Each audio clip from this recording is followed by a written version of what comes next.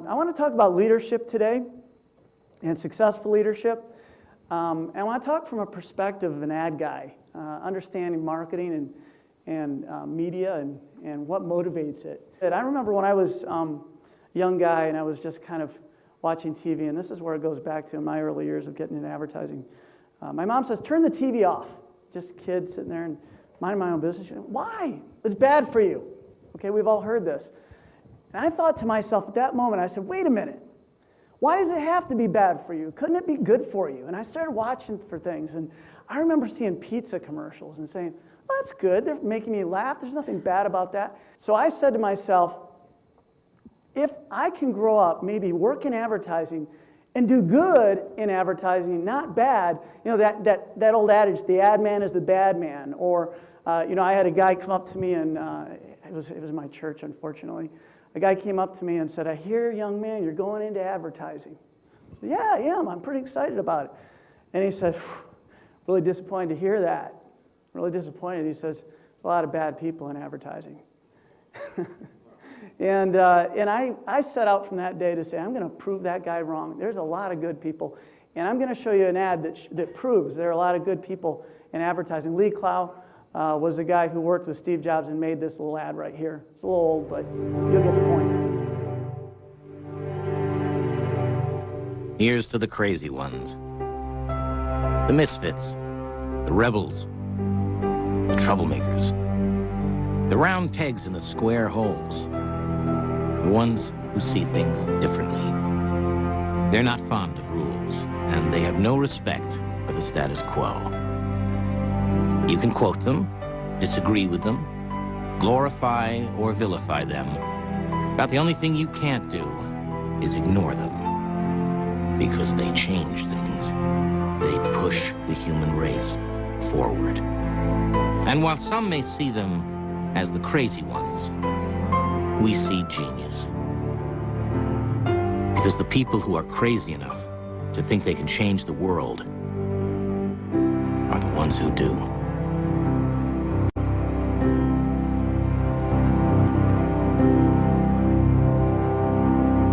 Not a picture of a computer, not to talk about the processing speed of the Apple system. Apple didn't really have a differentiating product at this time when they launched this campaign.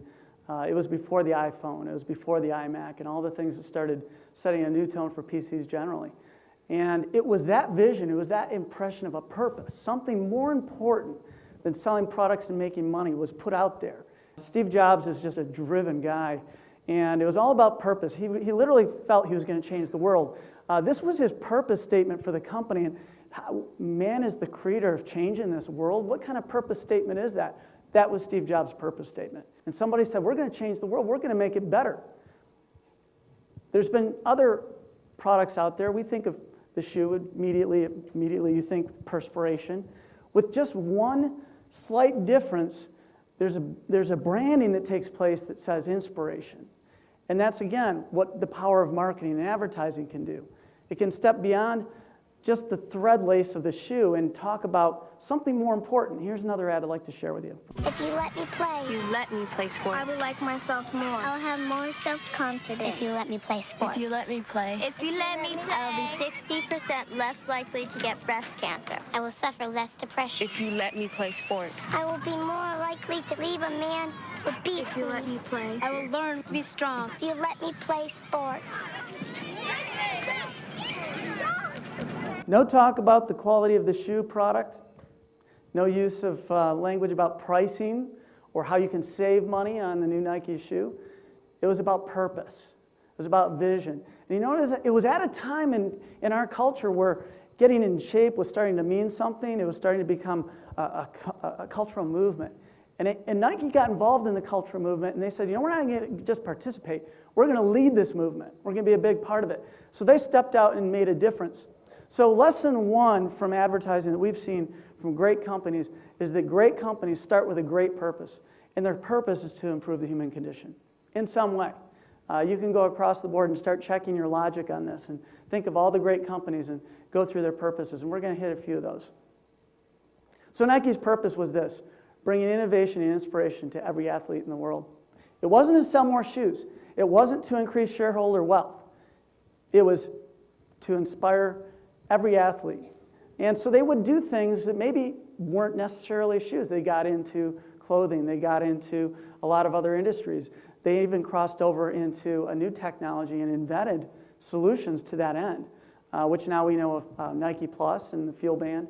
It's an incredible system where they are connected to their customer now in a new way, where people are tracking their miles, they're tracking their heart rates, they're using it for all kinds of measurement of their ability to stay healthy.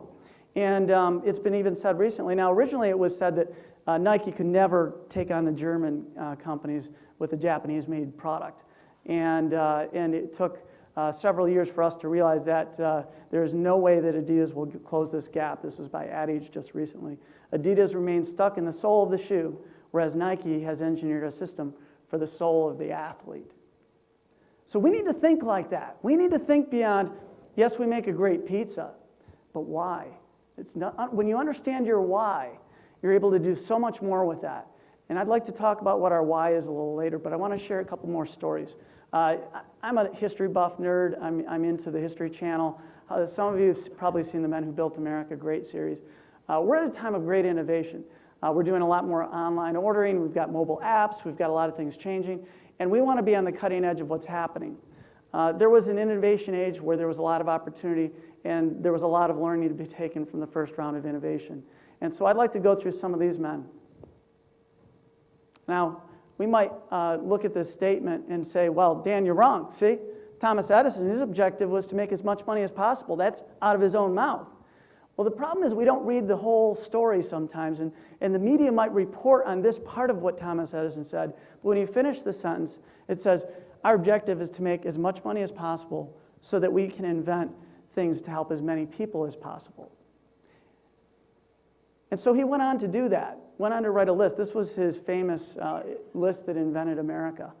The things to be doing and to be done, the E list, as they call it. And he wrote things like, let's invent the cotton picker, the long distance telephone, the light bulb, the electric piano, just all the, let's just, things to do, something to do because you got time on your hands. And literally invented everything that happens in this room. These screens would not be working before us without Thomas Edison. The video productions, we wouldn't go to the movie theater. There's a lot of things that would not be today the same way they are. So lesson number 2, great companies have an impossible mission. They set these goals, they create a massive amount of anticipation for doing something really important. So Thomas Edison had an engineer working out of the Detroit office. He got to know a young man named Henry Ford who had a vision to make cars. And Thomas Edison said, you know what, that's a really good idea. You should do something with that. I think you can make a success of it. So Henry Ford said, that's a pretty cool idea. I'm going to take on the philosophy I was raised under. Do the most good for the most people. I'm going to live by that. It's going to mean something to me. And some people might not know this is what he was about. He said it over and over. He said, if I have one thing I'll leave as a legacy, the more you do good for people, the more it comes back to you, and you'll find profit in it. And he went on to make his own E-list in the tradition of Thomas Edison. First, democratize the automobile. Rich guys shouldn't be the only guys who get to drive these. Everybody should have access to travel God's green earth, the way he would say it. And he went on to say, we can create an 8-cylinder engine. It was impossible. The steel wasn't strong enough. We couldn't make it work. He said, I don't care. Create a new kind of steel. And they went on and did it. He said, you know what? We're doing the most good for the most people. We're not making cars. We're making a difference. So some of the people working for me need health care. Let's give health care to everybody. It's not that everybody should have just a car. Everybody should have good health care. He created Henry Ford Health System. It's a client that I work for that I'm highly impressed with. They have the same passion today. Everybody should have health care. He established minimum wage. He said, let's go to $5 a day, doubled the wages for people who previously couldn't afford the car. So now they can afford to buy the product. Went on to say, you know what? I think we should have a weekend. I think there should be such a thing as 2 days off every week, and we should only work 5-day weeks. In fact, if we do it, maybe everybody will follow and we'll invent the 5-day work week. He actually went on to do that and change culture. So yeah, Henry Ford innovated the car, but there's so much more he did based on a purpose that was so much higher than democratizing the automobile. It was doing the most good for the most people. ultimately making the difference for our country, for what we stand today. We don't know where we'd be today if it weren't for all of the bombers and the 250,000 Jeeps and all the various machinery of war that Henry Ford produced to end World War II in our favor. So maybe what you do might start out small. It's an idea, it's a thought, it's how do I grow my business? How do I get involved in my community? It can grow, it can get bigger, and a big difference can be made. So lesson number 3 from these greats, we see they all make an E-list. They create a list of items, of things to do to execute on their purpose, and they execute it well. I'd like to go through a quick case study. This is another client of ours, Chick-fil-A. It's a client that runs in similar ways to this organization. Similar sense of integrity, sense of doing things the right way and hitting that quality standard and doing it consistently. And one of the things that I would point out is this. We have an impossible goal. We want to accomplish doubling over the next 2 years, the same way we did over the last 2 years, doubling again to increase our same-store sales. Looking at Chick-fil-A, they've been able to accomplish a 3.2 million average store volume, and this is against competitors like McDonald's, who you'd think would be the winner at this. How do they do so much with so little? There's only 1,500, 1,600 locations. It's a very small chain in comparison. It's made a national impact in spite of its scale, and their store sales are up so high. Number one, they start with their purpose. Their purpose is positive influence. They believe they have a responsibility for positive influence. Dan Cathy, the CEO, said, this chicken store is just a front. I want to love people. Stated purpose goes around, he'll say it over and over in various ways. They set out an impossible mission. Again, going back to the greats, love our guests. And this was a video that is used internally to get the operators, which their version of franchisee is operator, to constantly look at their customer differently. They started, instead of saying customer, saying guests, and started moving toward things like saying, it's my pleasure, and taking the moment to understand who they were. And so understanding the story was part of loving the customer, and this was their story that they believed was important to their customer.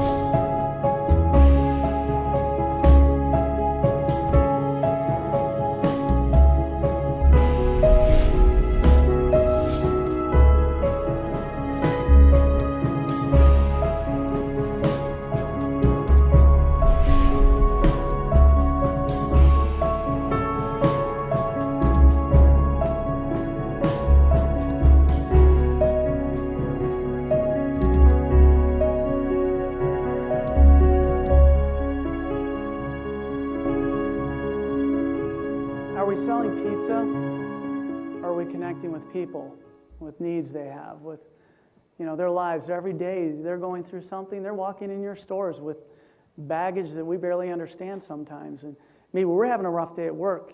Maybe you're having a day where you're just tired of something going on in your shipping or delivery or your product delivery.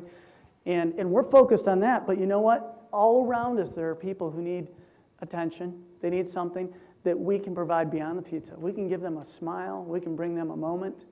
We can give them an experience. This is a philosophy of making a difference, and this is something that I think I see within this organization as well.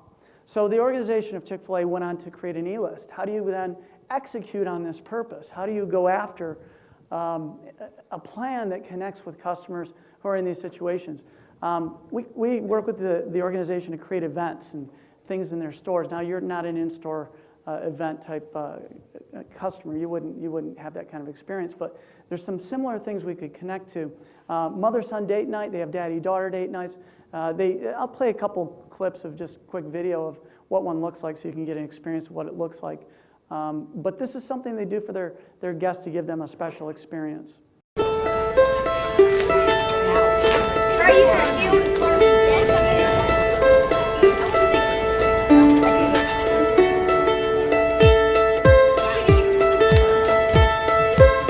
We're at Peters Creek FSR in Winston-Salem, North Carolina. Today we're doing our mother-son date night.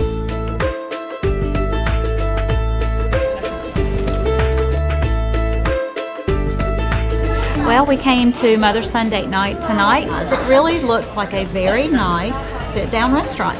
Yes, Houston have this set up all the time. You get so busy in your day-to-day life of school and work, and I think it's important to stop and just have conversation. And This let us have some time just for us together and just to spend some fun time and make memories because they'll go by so quickly. The sons got knighted by the cow. Afterwards, we had the kids go grab roses and thank their parents and thank their mothers for taking them out to dinner. It's one of the things that we try to have our kids understand with tonight. I just really want to thank Chick-fil-A for doing this and just really taking time out to make it special and to make it an event. We're doing everything we can to give them a different experience than what they would expect at a quick service restaurant. It is who we are, it's why we're where we're at, and it's things that, it's just important for us to continue to do to grow the brand of Chick-fil-A. Okay. So they have these events and they connect with their customers and they do things online and basically we're being told as agency of record, we're being told, don't sell the chicken. If you sell the chicken, it makes it look like we're up to something. We just want you to give our guests the ability to have family time. We want to give our guests experiences. And when they keep that consistent message of what they're all about, this is what happens. Nearly 7 million likes on Facebook. Wendy's has less than half of that. Burger King has less than half of that. And this is a much, much smaller franchise. They're pulling it off because of these types of things, this type of an approach. So we have a mission before us today. Our mission possible is to write our purpose statement and make it known so everybody in the organization can align to it so we can have a consistency in the way we go after things. Number 2, create an impossible mission. Let's put something together that's just so big we'll spend forever trying to accomplish it. Let's make an E-list and innovate. Starting with this, mission statement for Hungry Howie's. And we went through hours of discussion and debate, and Steve put his heart into the thoughts, and it came out of the minds of the leadership of the organization. But to serve friends and families an uncompromised flavored crust pizza at an amazing value. Let me emphasize a couple words here. We didn't say customers. We didn't even say the new hip trend guests. We said friends and families. So when someone walks into your store, when you're delivering a pizza, you're making a friend, you're building a family, you're connecting at another level, way beyond what your other competitors are doing because they're selling to customers. We don't sell to customers, we sell to family. Uncompromised, I think that word just really hits hard. When I think of this organization, there's one word that hits me, and it means a lot to me. It's an important word. It's integrity. When someone in this organization makes a statement, makes a commitment, it's a long-term commitment. And I can attest to the idea that we are, as an agency, treated with integrity. And so when I know I'm treated with integrity, I know that the customer, I know that the franchisee, I know others are being treated with integrity. But it's uncompromised. We're not going to lower the price of the pizza and reduce the quality of the pizza to stay competitive. We need to deliver an uncompromised quality, and we've proven it out. We've proven out that's why we're different. That's what makes Hungry Howie's Hungry Howie's. So, purpose. What would be the purpose that goes even above that, that goes at the top of all things, that might even get you into the business that isn't even pizza business? Like Henry Ford said, do the most good for the most people. This is the answer that we came up with, and we really believe this is who you are. You're the flavored crust pizza. You're the guys who add flavor to life. Pizza adds flavor to life. It's the moment. It's my family experience. Every Friday night is pizza night. That's bringing flavor to life. Every football game we go after and have pizza. That's flavor, adding flavor to life. So our impossible mission, the common phrase for this is our big, hairy, audacious goal. It's the new thing that they use in marketing quite often. And we call this our impossible mission because we want to become the most loved pizza brand because we add flavor to life.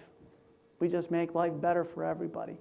So, what does that look like in our E-list? It starts with this. Number 1, create the world's best pizza with a continual innovation in flavored crust. And you know what? That's been done. We did that this week, and Matt just went over our Crust of the Month campaign and how that's working, how it's staying out there on the cutting edge. We're constantly innovating. We're not getting bored. We're not getting tired. We're constantly fresh and new. People want to watch innovators. Then number 2, innovate flavors beyond the traditional pizza experience. Done. We put this together in the Flavored Wings campaign, and we've seen how that's now out there saying you're not just pizza, but you're a little bit more. You've got something to offer the other guys don't, and it's all about flavor. Number 3, create one convenient brand for the best pizza flavors, including round, thin, and deep dish pizza, and we've got that out there now with our groundbreaking pizza, the Howard, as they say. And so our number 4, create platforms for the most successful causes that bring our friends and family together. You know, if we're a catalyst for community, think about Starbucks. Starbucks doesn't think of themselves as a coffee organization. They think of themselves as a community organization. They build communities. We bring you together into a place where you've got music and an atmosphere, and community comes together. By the way, we have coffee here to sell you. And that experience has proven out to work. We are a community product as well. Pizza brings community together, and we know that we've been a part of that in the Love, Hope, and Pizza campaign, as well as the Dough Reeser campaigns, which are very much bringing community together. Continue to involve yourselves in community. We work with franchises across the country who tell us the same things. The most successful guys in this room are involved in your schools, you're involved in your churches, you're involved with the sports teams, you're involved in whatever need is in that community. They look to you as someone who matters in their community. They look to you as a leader in the community. They put you on boards. They put you as advisors. It's because you are needed, and you're applying that need, and you're getting involved. So what's next? So we put some time to think through the vision of what would be this picture of Hungry Howie's and what would give that experience that's maybe new or different. Maybe it's beyond the marketing, but it's the experience itself. You know, we've seen the 13 quarters of profitability, which I'm just so excited to be a part of. But there's one organization who can kind of reflect that same thinking, and that's Southwest Airlines. 40 years of profitability, 40 years in the middle of a crisis in their industry, when they should have had many, many of those years as major losses. They found profitability every year. What was different? What did they do that the other guys didn't do? They've got the same planes. They've got the same kind of pilots. They've got the same kind of people, maybe, or not. They have people like this. Andrea and Barbara are coming through the cabin now to check that your seatbelts are fastened, your shoes match your outfit. Your seat backs and tray tables are raised to their most uncomfortable full upright lock position. All your carry-on items are stuffed, crammed, shoved, pushed, smushed all the way under the seat in front of you, leaving the area around your feet clear. This is, again, a non-whining, non-complaining, non-smoking flight. Smoking is never permitted on board an aircraft. Federal law prohibits tampering with, disabling, or destroying any aircraft lavatory smoke detector. Federal aviation regulations require passenger compliance with lighted passenger information signs, posted placards, and crew members' instructions regarding seatbelts and smoking. Although we never anticipated changing cabin pressure, should one occur for beautiful golden, I can't believe it's not Buttercup look-alike, designer oxygen masks will magically appear from secret hidden compartments above your head. When that happens, immediately stop screaming, let go of your neighbor. Pull down on one of those masks until the plastic tubing is fully extended. Insert a quarter for every minute of oxygen.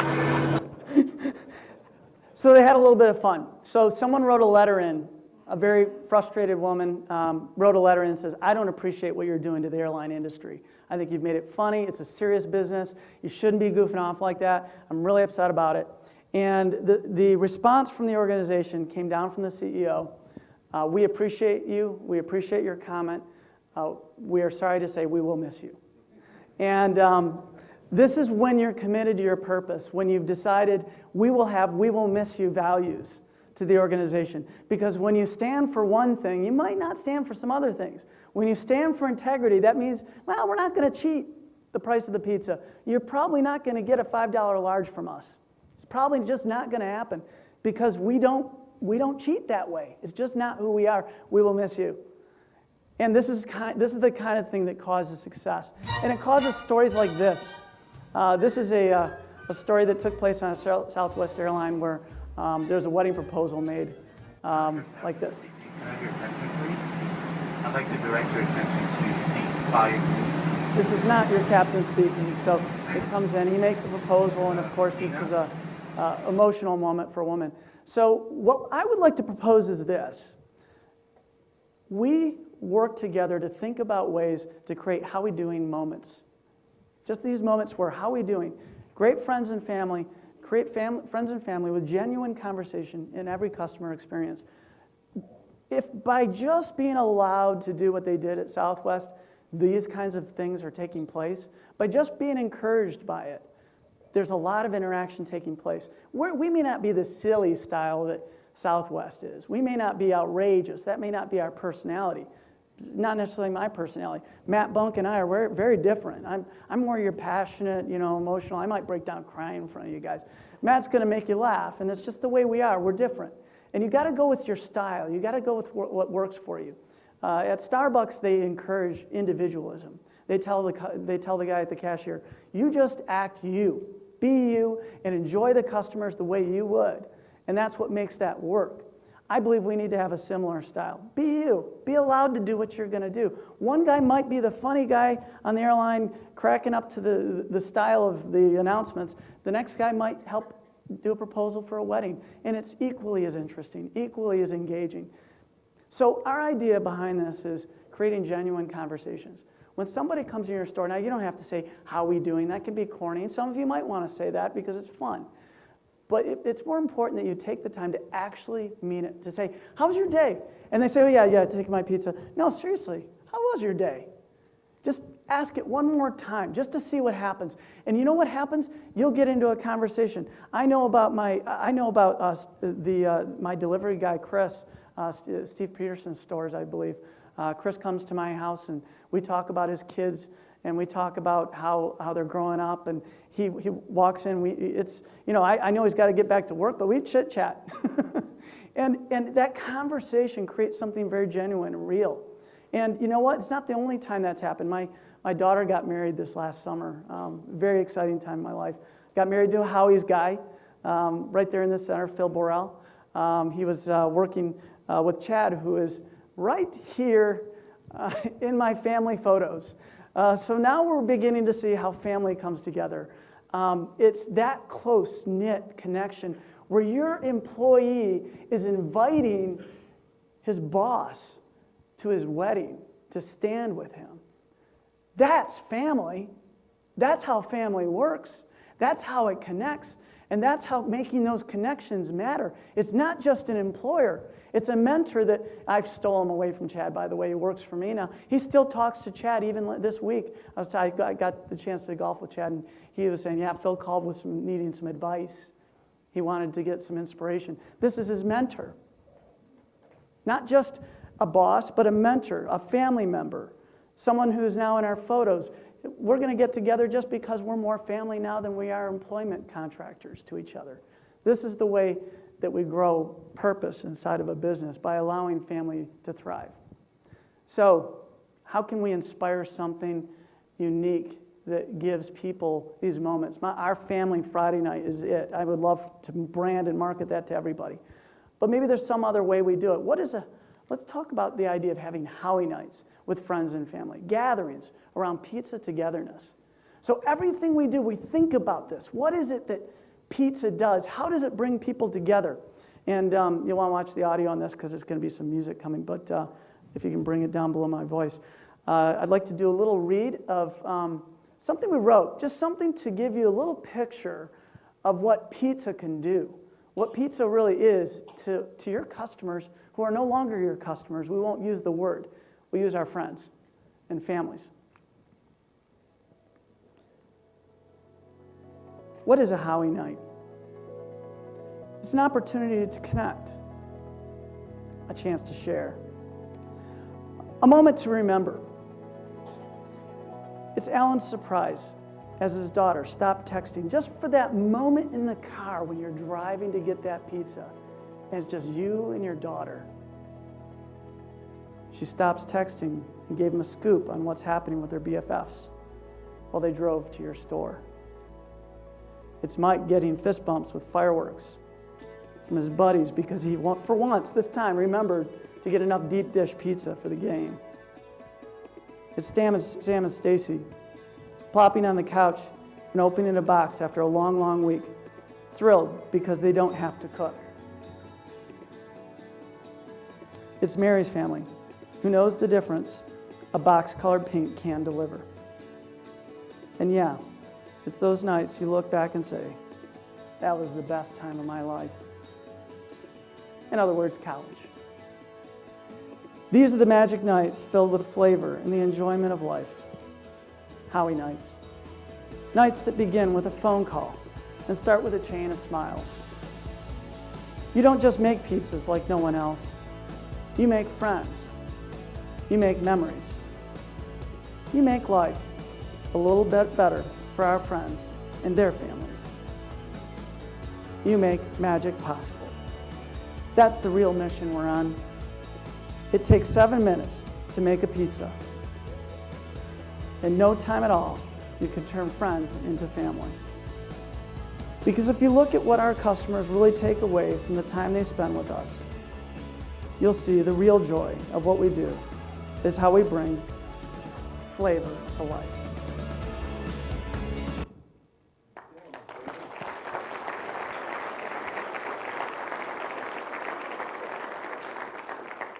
Let's not just make pizza. Let's bring flavor to life. Let's do that for all of our customers, for our employees, for the people we interact with every day. If we do that right, if we do that well, there'll be plenty of money in that. I can guarantee you that. We've got a lot of studies to show that's true, but we don't need studies. Our hearts tell us it's true. Thank you for your time.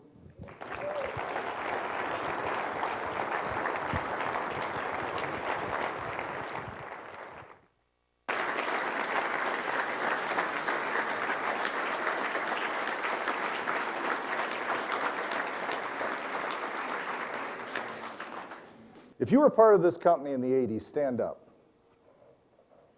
Who's here that was part of the company in the 80s?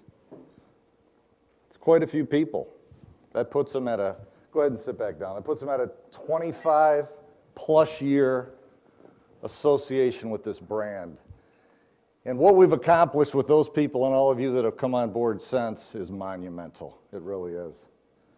You know, it's so much fun. If those of you that were in the 80s, do you remember the meetings when we started them? I don't remember the first year, but I know Doug Doyle will remember this. We had the first couple meetings that we had in the little banquet side room in one Denny's restaurant with about 10 people. Do you remember that, Doug?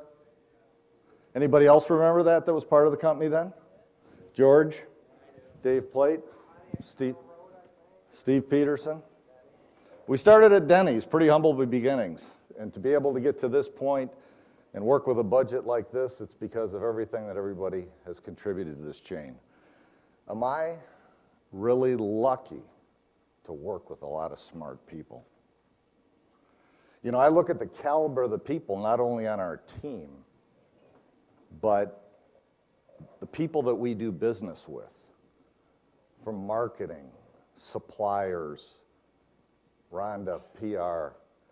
It's just a great caliber of people that help us get this mission done. You know, if I looked back when we started in the 70s, people ask me that all the time. Did you ever think you'd get to the point you're at? No. You know, Steve's got a dozen stores and Bob's running 50 stores. Bob, did you ever think you'd have 50 stores to run? You started out on Woodward Road at store number 8, didn't you? Working in the back room as a teenager. None of us ever thought this. Jim didn't think it when he started it. And how lucky can we be to have all that we've accomplished over the years? Unbelievable. But we're not done. We all work together. We can accomplish anything, and it's all possible.